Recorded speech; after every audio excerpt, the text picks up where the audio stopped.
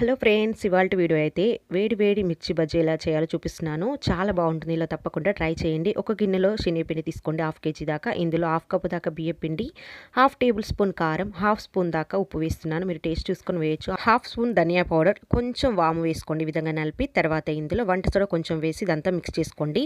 మిర్చి bajji soft and crispy రావాలి అంటే ఈ విధంగా నూనె వేయాలి. వేడి వేడి నూనె 2-3 గరిటెల చొప్పున వేసిన తర్వాత పిండి మొత్తం కలిసే విధంగా మొత్తం కలిపేసి పిండిని మిర్చి బజ్జీ పిండిలా కలుపుకోవాలి. ఇక్కడ చూడండి, మొత్తం కలిపేసాక చూపిస్తున్నాను. ఎక్స్ట్రా క్రంచీనెస్ రావాలంటే చక్కగా బీట్ చేసుకోవాలి. ఇప్పుడు డీప్ ఫ్రైకి సరిపడా ఆయిల్ తీసుకొని పచ్చిమిర్చి ముందుగానే చీరేసి ఇలా వేళ్ళ మధ్యలో పెట్టుకొని పిండిని చక్కగా వేసుకోవాలి. పిండి వేసేటప్పుడు జారుడుగా కాకుండా కొంచెం గట్టిగా కలుపుకోవాలి.